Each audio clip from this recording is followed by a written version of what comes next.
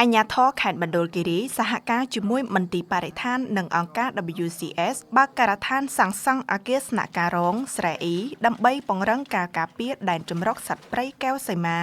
នាព្រឹកថ្ងៃទី29ខែឧសភាឆ្នាំ2026នេះលោកងិនសុវិមានអភិបាលរងខេត្តមណ្ឌលគិរីតំណាងដ៏ខ្ពង់ខ្ពស់ឯកឧត្តមកុងកំនីអភិបាលនៃគណៈអភិបាលខេត្តមណ្ឌលគិរីបានអញ្ជើញជាអធិបតីក្នុងពិធីបើកការដ្ឋានសាងសង់អគារស្នាក់ការរងស្រែអ៊ីនៃដែនជម្រកសត្វព្រៃកែវសីមាពិធីនេះមានការអញ្ជើញចូលរួមពីលោកនាយករងរដ្ឋបាលសាលាខេត្តលោកអនុប្រធានមន្ទីរបរិស្ថានខេត្តលោកខុនសុភឿនប្រធានគម្រោង Red Book កែវសីមាប្រធានគម្រោង Red Book កែវសីមាអង្គការ WCS លោកអភិបាលរងក្រុងសែនមនោរម្យព្រមទាំងមន្ត្រីជំនាញនិងអាជ្ញាធរមូលដ្ឋានជាច្រើនរូបដែលស្ថិតនៅទីតាំងសាងសង់ក្នុងភូមិស្រែអ៊ីសង្កាត់រមនីក្រុងសែនមនោរម្យខេត្តមណ្ឌលគិរីលោកងិនសុវិមានអភិបាលរងខេត្តបាននាំនៅការសាកសួរសុខទុក្ខពីសំណាក់ឯកឧត្តមអភិបាលខេត្តនិងបានថ្លែងអំណរគុណយ៉ាងជ្រាលជ្រៅចំពោះមន្ទីរបរិស្ថានខេត្តជាពិសេសអង្គការ WCS តាមរយៈគម្រោង Red Book កែវសីមាដែលបានគាំទ្រថវិកានិងបច្ចេកទេសក្នុងការសាងសង់សមិទ្ធផលនេះឡើង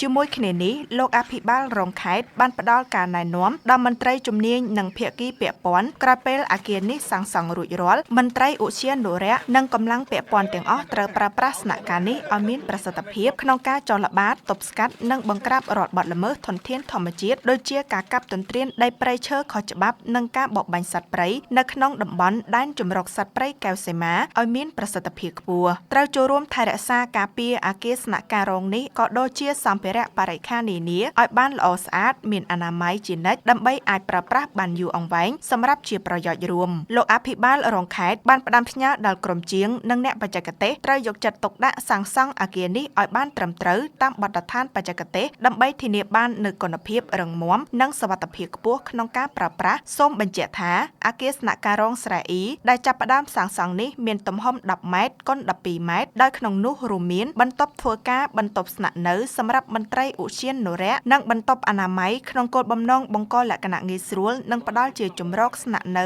សមរម្យដល់មន្ត្រីជំនាញក្នុងការបំពេញបេសកកម្មការពារធនធានធម្មជាតិ